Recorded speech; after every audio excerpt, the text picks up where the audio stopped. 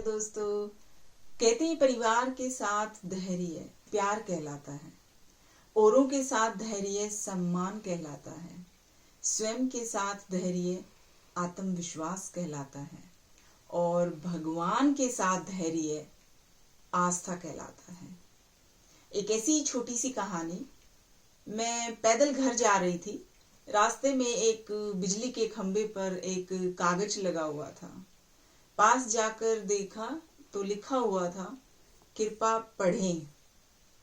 इस रास्ते पर मैंने कल एक 50 का नोट गवा दिया है। मुझे ठीक से दिखाई नहीं देता। जिसे भी मिले कृपया इस पते पर दे सकते हैं। ये पढ़कर पता नहीं क्यों उस पते पर जाने की इच्छा हुई। पता याद रखा। यह उस गली के आखिर में एक घर था। वहां जाकर आवाज लगाई तो एक बूढ़ी औरत लाठी के सहारे से धीरे धीरे बाहर आई। मुझे मालूम हुआ कि वो अकेली ही रहती है। उसे ठीक से दिखाई भी नहीं देता। मैंने पूछा, माँ जी। मैंने कहा उसको, आपका खोया हुआ 50 का नोट मुझे मिला है, मैं उसे वो देने आया हूं आपको। ये सुनकर वो बूढ़ी औरत रोने लगी। बेटा, अभी तक करीब 50 से 60 लोग मुझे ये 50 रुपए का नोट देने आ चुके हैं। मैं पढ़ी लिखी नहीं हूं, ठीक से दिखाई भी नहीं देता, पर पता नहीं कौन मेरी इस हालत को देखकर मेरी मदद करने के उद्देश्य से ये लिख गया। बहुत ही कहने पर माँ जी ने पैसे तो रख लिए, पर एक विनती की। उसने हाथ जोड़कर कहा, बेटी, वो मैंने नहीं लिखा है, किसी ने मुझ पर तरस खाकर वो लिखकर वहां टांग दिया है।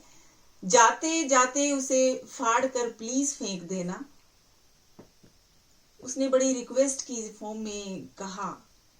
मैंने हाँ कहकर टाल दिया, और टाल तो दिया, लेकिन मेरी अंतरात्मा मुझे सोचने पर मजबूर कर दिया कि वो 50-60 लोगों ने भी, जो यहाँ माँ को वो 50 का नोट देने आए, वो 50-60 लोग, उनको भी माँ ने यही कहा होगा।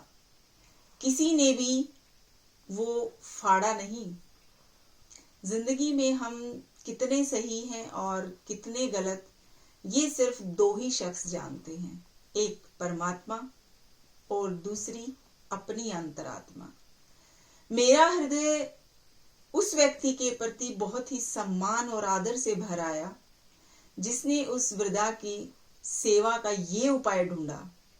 सहायता के तो बहुत से तरीके हो सकते हैं, बहुत से मार्ग हैं, पर इस तरह की सेवा मेरे हृदय को छू गई। मैंने उस कागज को फाड़ा नहीं।